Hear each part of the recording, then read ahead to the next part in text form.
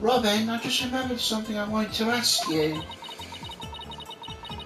This photo shows a piece of art on the table. Do you know what it is? What? Look at that unique artistic sense. Someone has to be one of Professor Court's creations, man. Professor Court's artistic sense?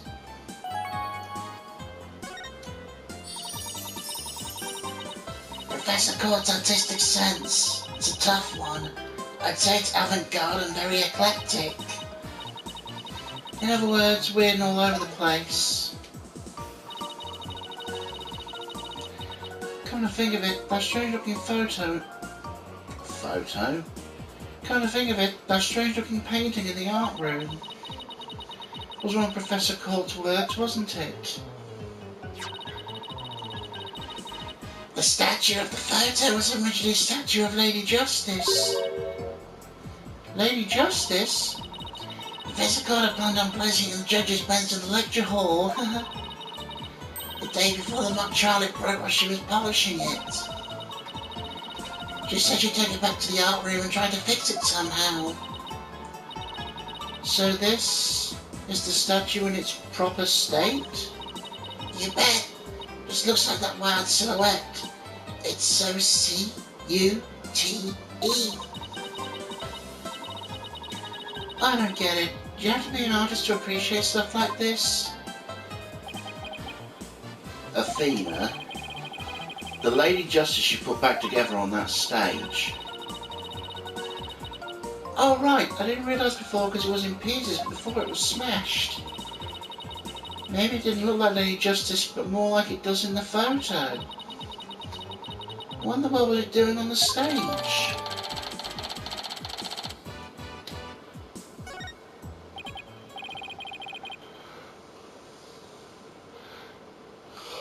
Well, I think that about covers it. Okay, how about watching the mock trial video with me? What do you say? Sure, sounds good to me.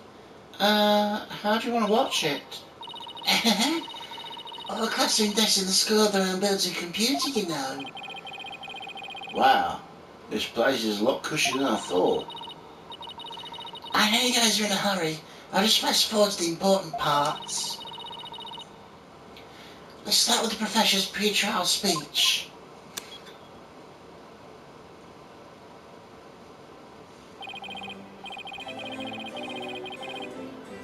Good afternoon. I would like to start by thanking you for coming here today. It sounds like Professor Means. Thought it was. The mock trial will be the crown jewel of the school festival. Will begin shortly. Is the camera like this the whole time? Yeah, it's in a fixed position in front of the stage.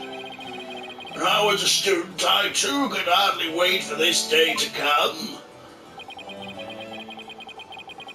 How come teacher speeches always make me so sleepy? Let's just skip to the end.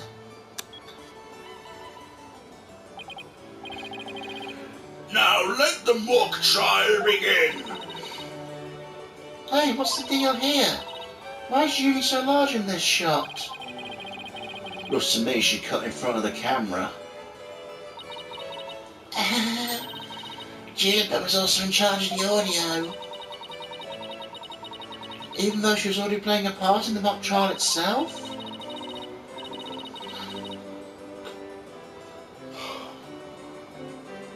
She had to do it to keep the script details secret. She was all over the place that day. When she wasn't in the trial, she was in the audio control room dealing with the music. Oh, so this is what the lecture hall looks like. Looks like there's a judge bench back by the screen and a witness stand up front.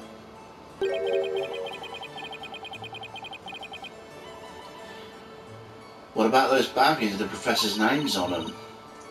Those are faculty seats. Professor Means and Professor Court were in charge of scoring the mock trial.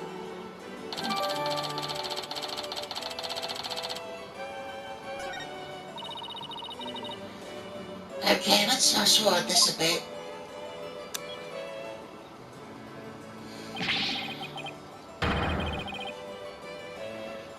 And that's why the defendant is definitely guilty. Ah, that was me, could you tell? Objection. A throat-coated used her bare hands to stab a professor with an arrow? I don't think so. You read that line in the mock trial, Apollo, but you made it sound kind of weird. Cut me some slack, it was my first time reading the script. I think Juniper's gonna speak next. I didn't do it. I'd suffered a breakdown and pretty much lost it. It's true I shouted, "You're a goner," but I didn't mean it. Wow, what an emotional performance. She put a real actress to shame. Ah, so I'm guessing what we heard on the tape was a rehearsal then. Wait, can you go back and play the scene again? You really think it's necessary?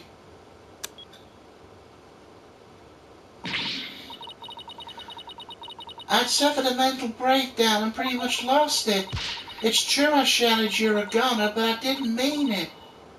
Stop, did you hear that? I think you're onto something. Let's play that last part again. I don't follow. What are you guys excited about? I think this piece of evidence should explain it.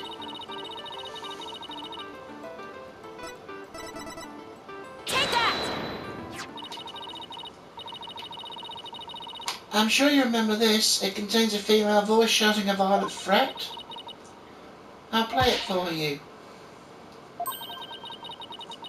The voice and performance do sound similar, but I can't believe this is happening. It's just a possibility, but the voice on the tape is really a recording, one made for the mock trial video. It means the evidence was fabricated. They didn't get to do a voice print analysis in time for court today. That's why the gender of the voice became so important. If the real killer had foreseen the gender would become key in today's trial, he would have tried to deflect attention away from himself by making the suspect female. So basically, the only one with something to gain from doing this is our sole male suspect. Wait a second. No way! Professor Ming's credo is the ends justify the means.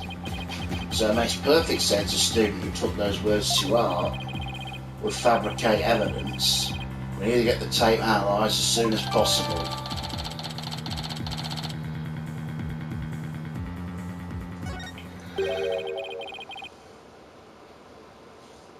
Allow me to assist you with that. Who is... Prosecutor Gavin! I think you make some kind of noise so we know you're there. It's got they go home as the wax stage into Spotlight. Timing is everything. Let me make a copy as a tape right now, and I'll get you the results as soon as I can. I trust that'll be alright? Very much so, thanks.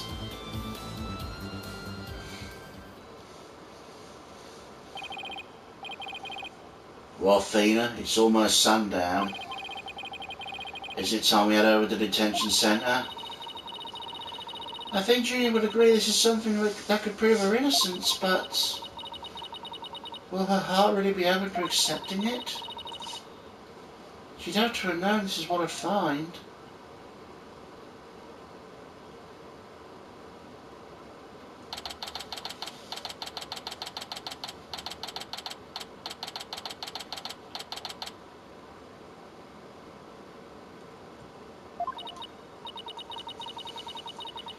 That about covers the main gist of the investigation. I see. Very interesting. You've been quite the busy reaver today. Thank you for all your hard work, Athena. My time is about up. It'll be getting dark soon, so... Junie, you must be tired after being on your feet all day. You should head home and... No, wait, you have to listen to me.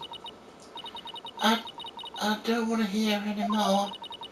I know what you're going to say, Athena. Junie, you promised.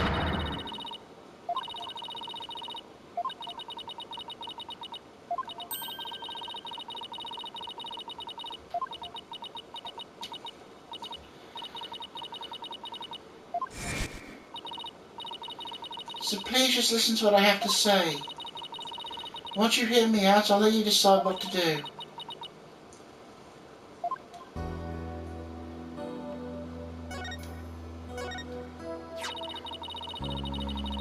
The voice in this recording has been proven to be yours, Junie. And in the mock trial video, we can hear you reading your line from the script. We're having both the male lies now, but from what we can tell, the voices are the same. The only one who benefited from faking the voice recording would be Hugh. But that doesn't make any sense. Hugh confessed in order to protect me. This may sound strange, but his confession is a ploy to make himself look less suspicious. In other words, he was pretending to protect you. Besides, his confession came after you and Robin already confessed. If he hadn't confessed right then as well, wouldn't that have seemed a little suspicious? Say what you will, Athena, but none of us would hurt a fly, let alone kill someone. Hugh's a gifted student. He gets outstanding grades and never causes trouble. Wait, Athena, my bracelet reacted just now. It did? But why?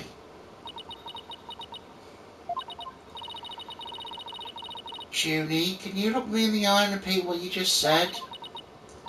None of us would hurt a fly, let alone kill someone. Hugh's a gifted student. He gets outstanding grades and never causes trouble. Now I'm sure of it. She is lying.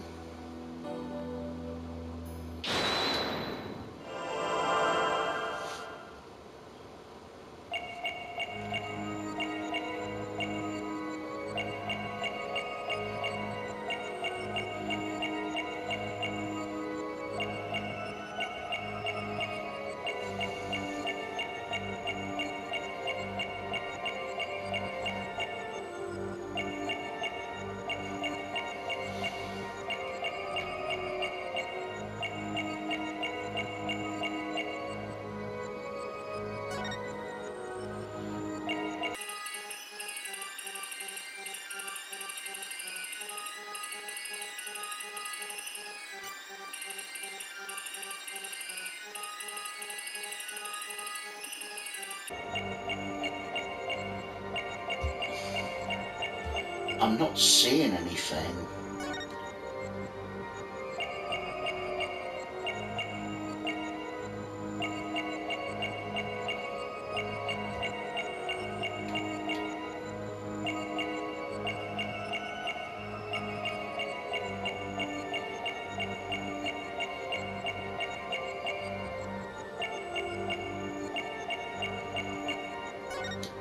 Gotcha!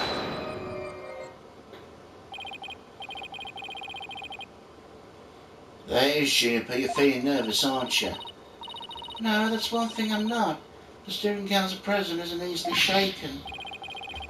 Nice try, but I spotted a telltale habit of yours. Huh? I don't know what you're... Apollo, it's you and your loud voices unnerving her. I already told you I'm not nervous.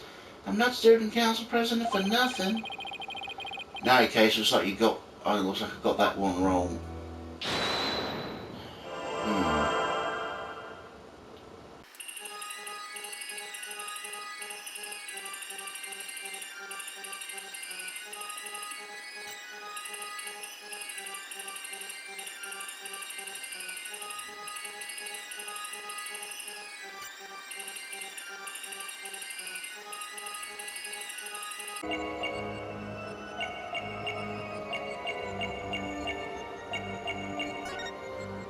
Gotcha!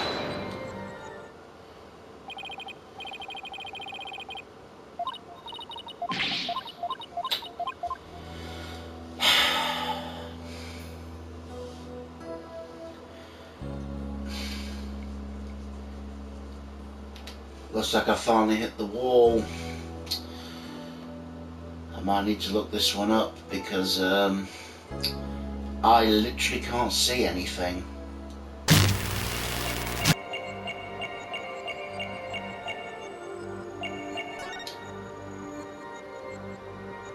Gotcha!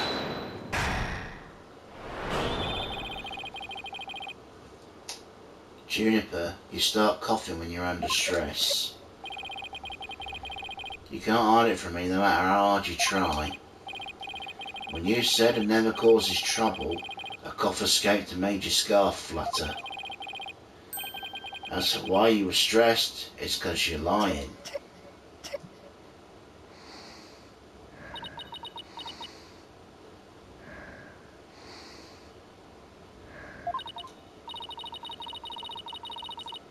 Junior, you're trying to hide Hugh's connection to the case, aren't you? I believe it also ties into a secret about yourself. A secret about me? I don't understand. I already told Juniper, so I might as well tell you. I don't really care about it anymore.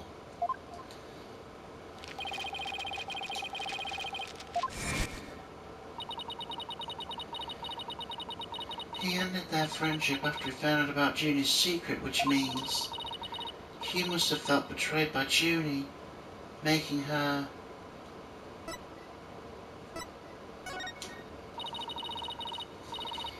You were Professor Court's snitch, weren't you?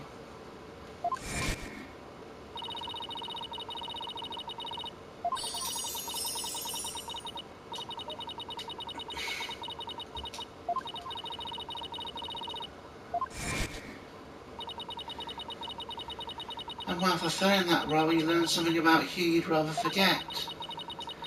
I don't know what you're talking about. Junie, please, stop hiding things from me. I hate having to force things out of you like this. Looks like we're going to do this the hard way. Time to review the evidence to see if I can't prove my hypotheses. I must have something that proves Junie's the snitch and Hugh's connection to the case. Take that!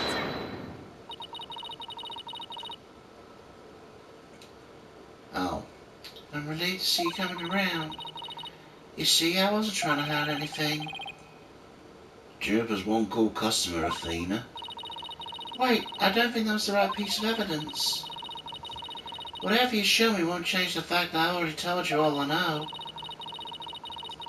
I must have something that proves Junie's a snitch.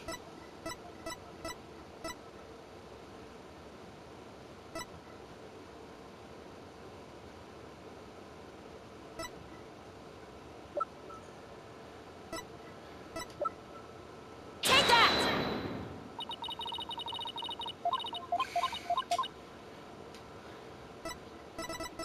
Take that!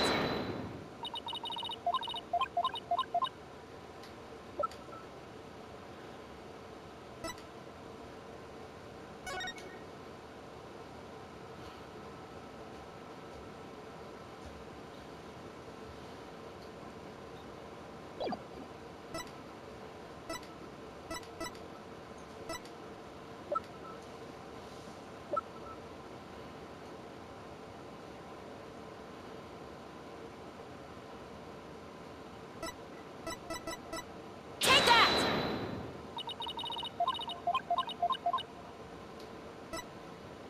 Take that! Oh.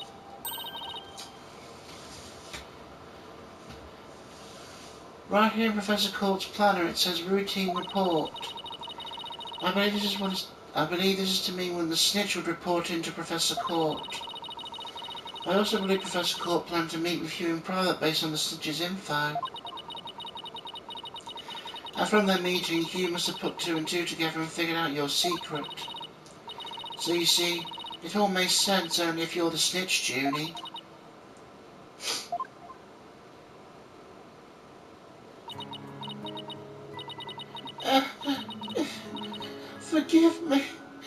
Forgive me, Athena. I've been lying to you the whole time. The truth is, I suspected you from the start. You did? Now this is surprising.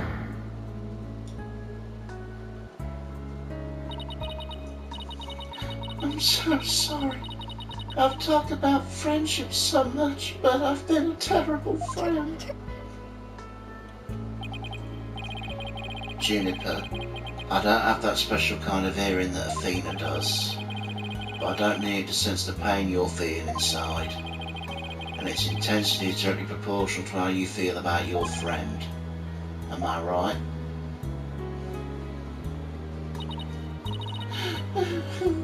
Apollo.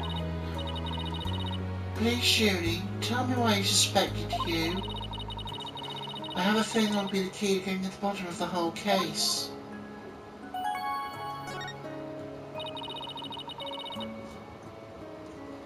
What exactly was your role as class snitch? Professor Cobb had told me how Academy alumni had strayed from the path of justice. Dark age of the law, huh? She didn't want any more of her students going astray like that. But a few others at the Academy shared her view.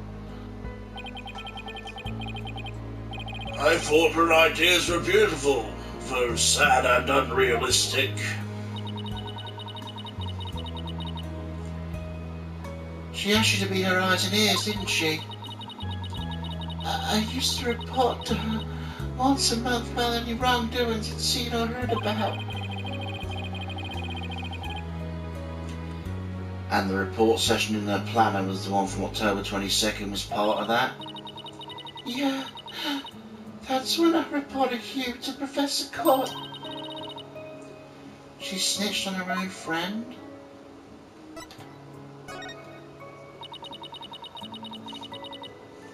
I had accidentally overheard Hugh talking. What did you hear? He was talking to someone on the phone. I think it was one of his parents. What were they talking about? Something about having paid money for good test scores. I only overheard him talking, so I never did find out who the money was going to. What? That's bribery. He was buying his way through school, and if that's the case, that evidence that always seemed out of place would actually be about his secret. Take that! We found this while we were investigating the stage. It has Hugh's name on it. I don't know what the number meant at the time, but now I'm hearing about bribes. It must be a bribe of 120 grand to be paid in October. What's more, take a look at this mark. The same mark as the pages of Professor Court's planner. Hey, you're right. Wait, why would Professor Court have that kind of information in her planner? You don't really think the person taking the bribe money was... It's just a possibility at this point, but it may indeed have been Professor Court. But... That's impossible. She's the last person I'd ever suspect of accepting bribes. Like I said, it's just a possibility, but a rather good one. Maybe that private talk to do with the possibility of bribery being exposed. When that started out as little arguments, soon got out of hand. It's not your fault, Junie. Anybody would have suspected you if they knew what you knew. No, I don't believe that alone would have driven him to murder. There's another reason I suspected Hugh. You've got to be kidding me. There's another reason?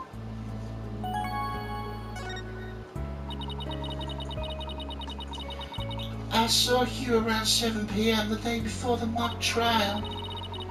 Oh, she's ready to talk about that. When I saw him his oh, Fina. Junior, you're alright. Try and relax and tell me what happened. I never wanted to see what I did. But I'll have to live with it, won't I? In that hallway, Hugh's hands. His hands were dripping with blood.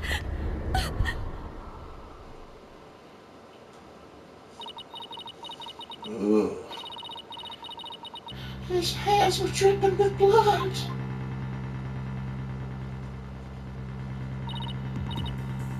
What? But why?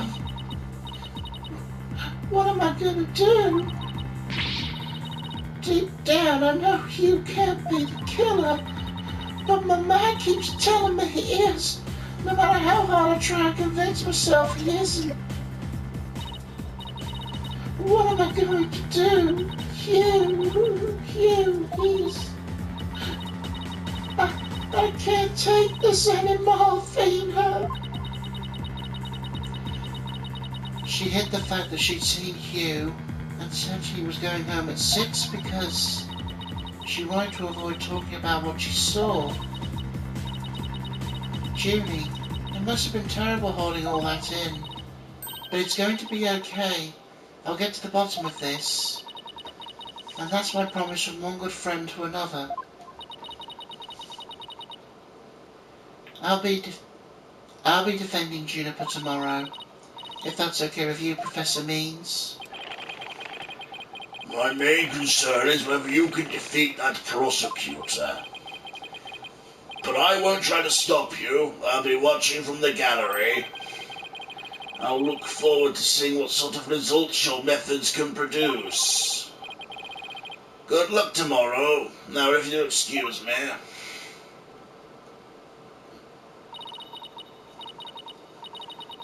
Fina, I'm sorry. I really mean it. I wish I'd trusted you from the start. You have to uncover the truth tomorrow. I know you can do it. Don't worry. We already know that the prosecution's key piece of evidence is a fake. Thanks to you, we figured out the motive too. Let's give it our best shot. Athena, let tomorrow be the day Juniper walks free. I wouldn't have it any other way. We should all be ready now. What could possibly go wrong this time? Never say that. Still, there's a strange, uneasy feeling I can't shake. I'd better be imagining it.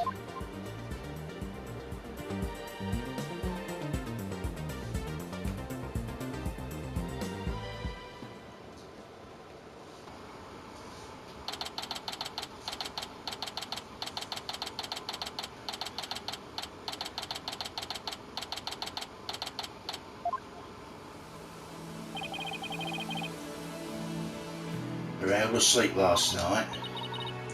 Huh? Sleep? Sure I slept. For a grand total of 0 hours. Guten Morgen, you two. You look like you're ready to put on a real show. But before you do, I have a good luck gift for you. The voice print analysis came back, and the results couldn't be more clear. The voicings of mock trial audio and tape recording are one and the same. In other words, the recordings are fabrication.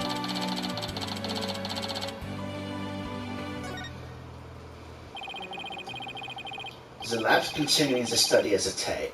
So far, they found signs of overdubbing. But it's going to take a bit longer to recover the audio that was erased. Who's there? Wait. Did you see who it was? No, I got a quick look, but they got away. I think it might have been Hugh. I bet he was eavesdropping.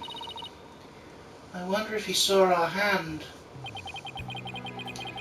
Oh, I'm sure he wasn't the only one just now. I bet Robin and Boxgirl are listening in too. I'll make sure they don't make a run for it. That is my final gift to you. Okay, all that's left now is to reach out to the truth. Time for a mini course of steel workout. I'm Apollo Justice and I'm fine. Your turn. I'm Athena Sykes and I'm fine.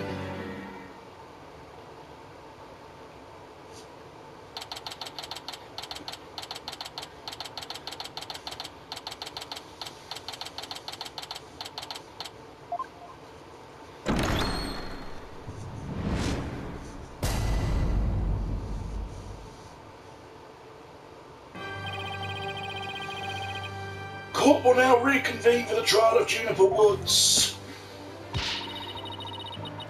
The Sykes Brigade is totally psyched. The defence is ready, Your Honour. The prosecution is ready as well. Isn't that right, Professor Black? Keep doing it. Isn't that right, Prosecutor Blackquill?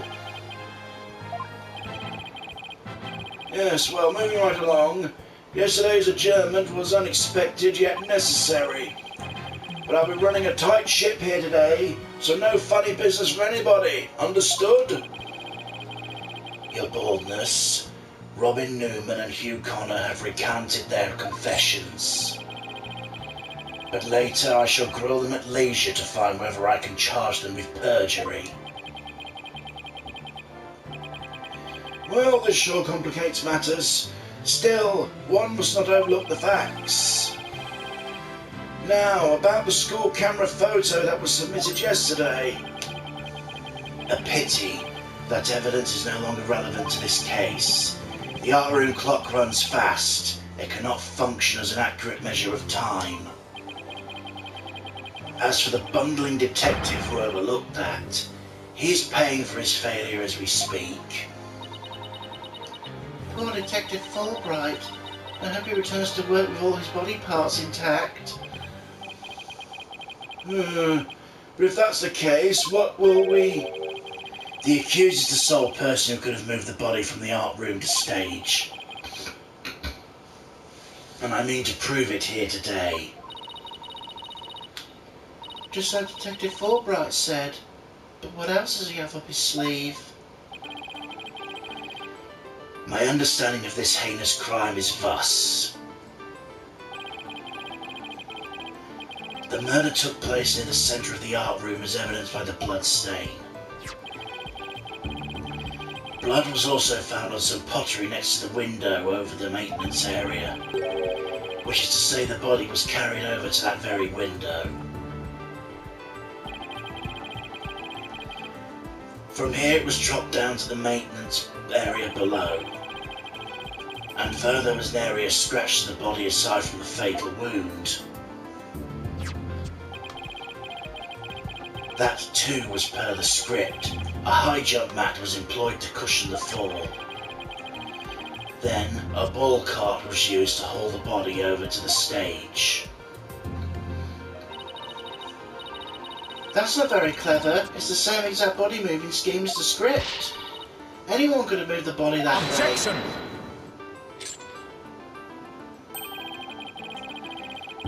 Your propensity to spew forth words before you think is not very clever either. Why, you? Moreover, the prosecution has a witness, which is most unfortunate for you. Witness, it's time for you to come forth.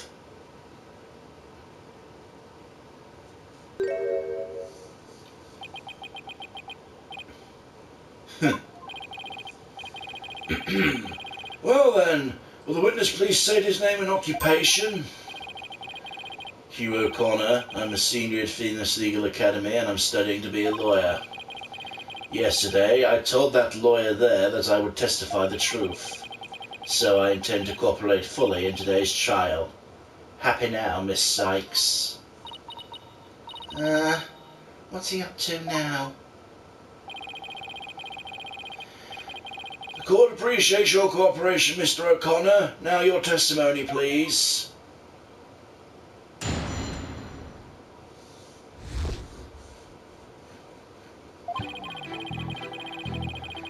The lecture hall was packed before the mock trial, but the rest of the campus was empty. That's when I saw Juniper dragging a large mat from behind the stage. I was watching her from a vantage point between the stage and the maintenance area. She was heading towards me, so I assumed she was on her way to the maintenance area, but I didn't have time to stand around and see what she did after that. The real truth hurts so much, doesn't it, Miss Sykes? Or maybe you thought I was going to bring up something else entirely against your client? Never a snappy comeback when I need one. He's coming straight at us today, using any means possible. To protect students, he'll have to climb up high when setting up the stage, and that was brought over to the stage from the storehouse. Our client is the student council president. What's wrong with her taking it upon herself to put the matter away after they use it? Oh, there's plenty wrong. There's but one mat in the entire school that could cushion a fall from such lofty heights. Ergo, the mat in question was indispensable to moving the body. Sucks being the last to know everything. I think I get it now. The drag marks we saw behind the stage were made by the mat.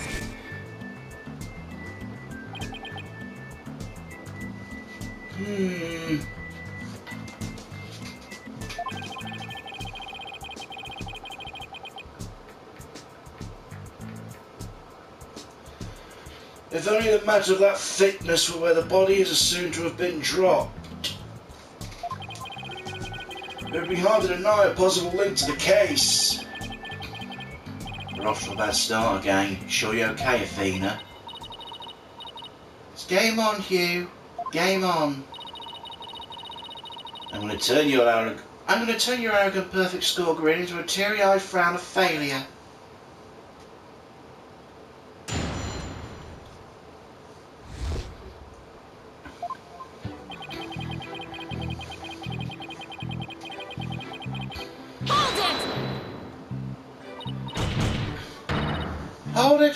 Hold it, right there. What? I was just getting to the important part. Eager to unsheathe your blade, Sykes Dono? Your heavy breath heaves to where I stand. Objection! How rude. A human's breath doesn't travel anywhere near that far. So, is the only issue is distance? You're not denying that you're a heavy breather?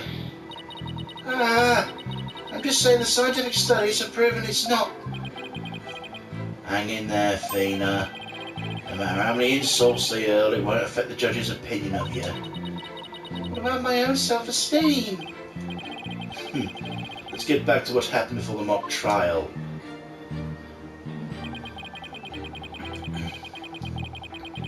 Hold it!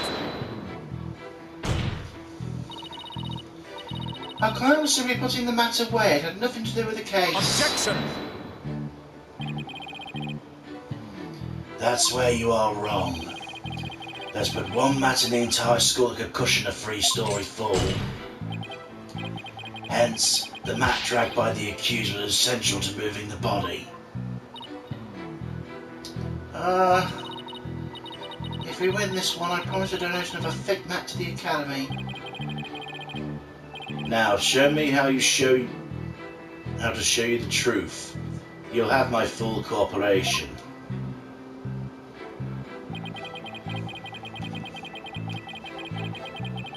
Hold it!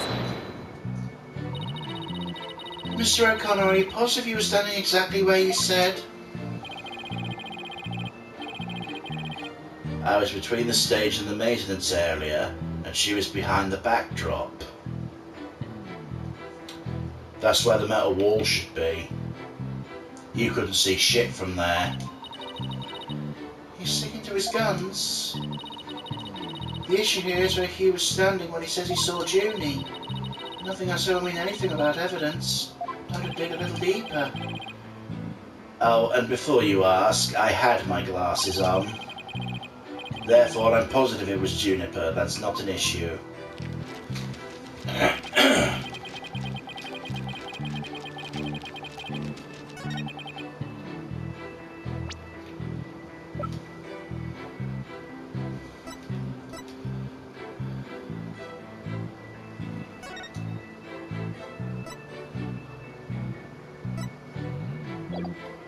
Objection! You saw the back of the stage from between the stage and the maintenance area? Let's take a look at this photo taken by Miss Scuttlebutt, shall we? This photo shows the students setting up the stage the day before the mock trial. You see the big construction screen to the right of the stage of the sound of the background here? Why, yes. In fact, there are a bunch of those next to my house until a few days ago, too. It was so noisy behind there, but I couldn't take a peek. How it piqued my interest. Exactly, Your Honour. You can't see past such screens. That's their purpose. Now, let's see. How exactly is that screen positioned again? Ah, since it was to the right of the stage, it should be right here. And from this vantage point, the witness claims to have seen our client behind the stage backdrop. Oh my, but the screen would be completely in the way. That's right. Therefore, the witness couldn't have possibly seen our client from this point. Ow.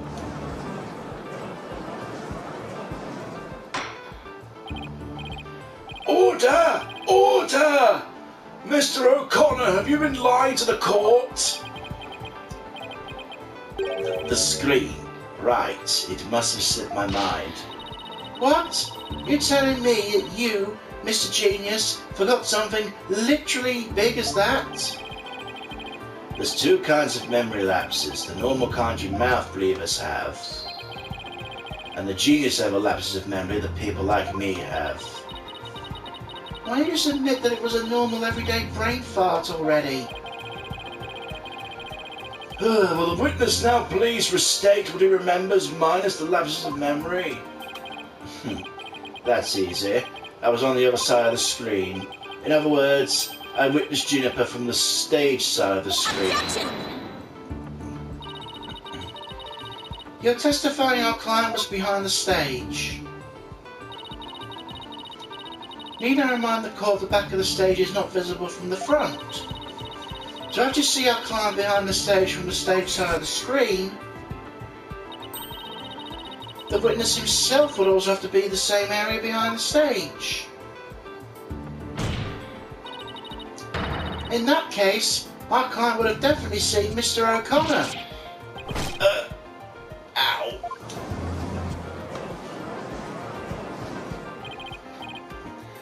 Nice one, Athena. Keep it up. Objection!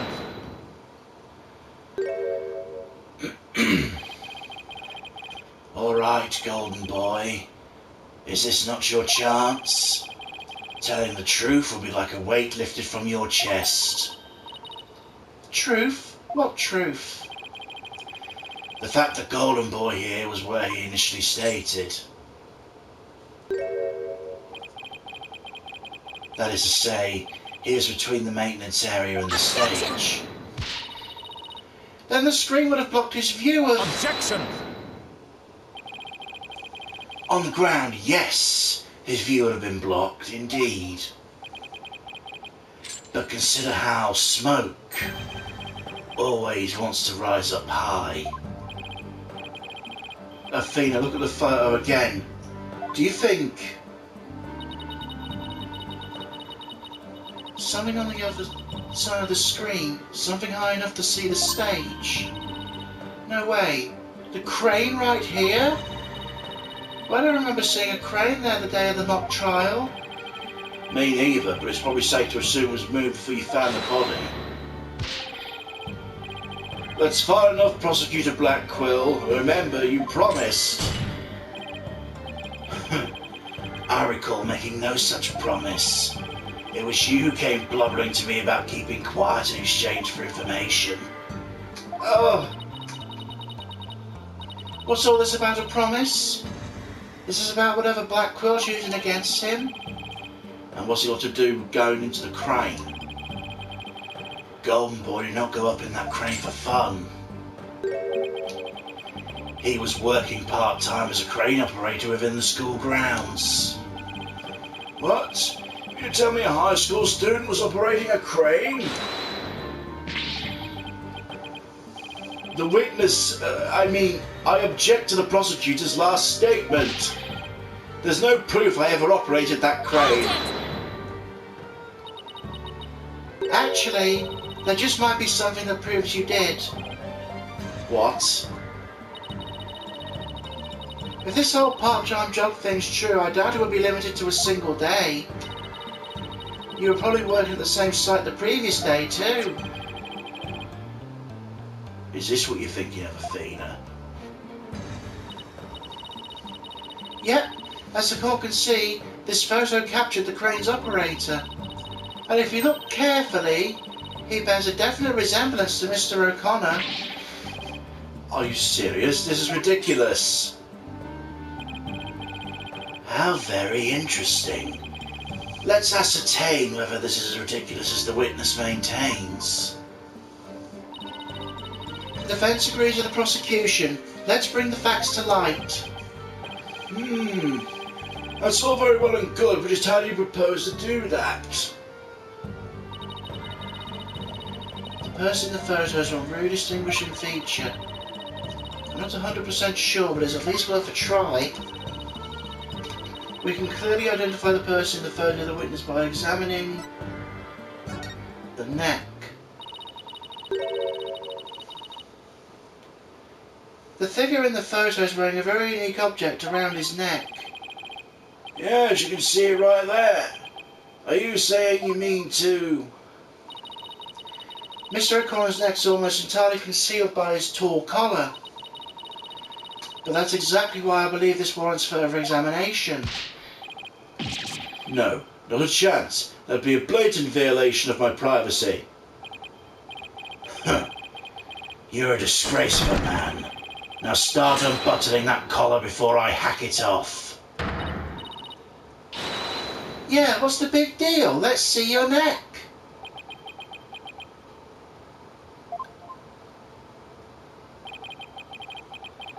Guess I have no choice.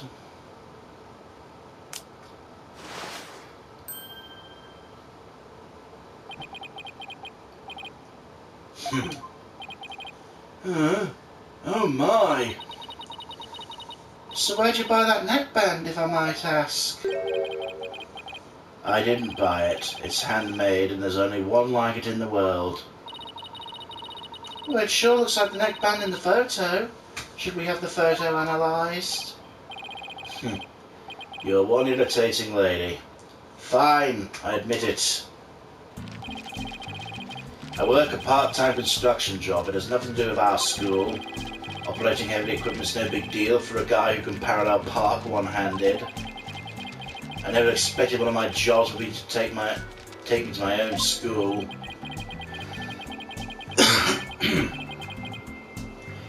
When you factor in all the required tests and apprenticeship period, wouldn't you have to be at least 20 to have a license for operating a crane? Oh, about that, you see, I'm a genius, so... Objection! You've been held back, haven't you? Let's dispense with the inane charade, Golden Boy. No, Prosecutor Blackquill, please!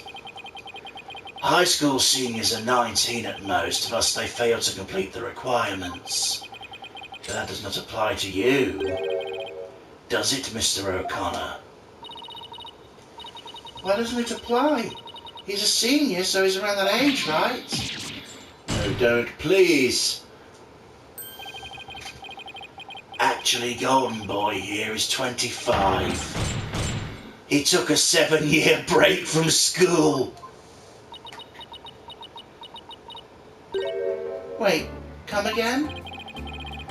Take a gander at the official school enrollment documentation. 'Tis all right here. Oh, ow. 25? He's older than me? A 25-year-old high school student?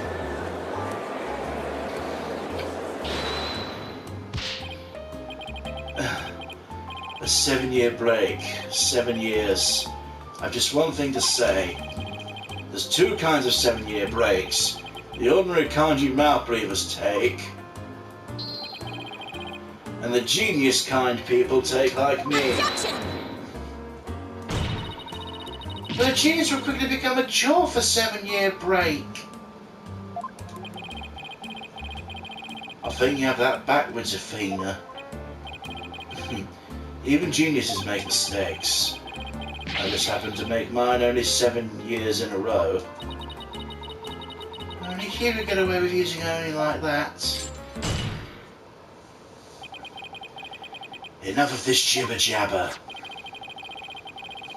Suffice to say, the witness was up in the crane when he saw the accused dragging the mat. The accused readied all she needed and moved the body immediately prior to doing so. That much is clear. I see no need to deliberate the matter further. Presume the body was moved in the same manner as the script. I find Prosecutor Blackwell's claim to be quite persuasive. Does the defence care to dissuade me? As long as the mat was used to move the body, Julie's going to be under suspicion. Athena, I just thought of something. What was Hugh doing in the crane right before the mock trial? He couldn't have been on the job at the time. He was waiting for the trial to start. Yeah, why was he in the crane? Wait, you don't think... Your Honour? Yes, Miss Sykes? I've got it. I've got an amazing idea that'll turn the prosecution's claim on its head. A little conjecture never stopped us before. Interesting.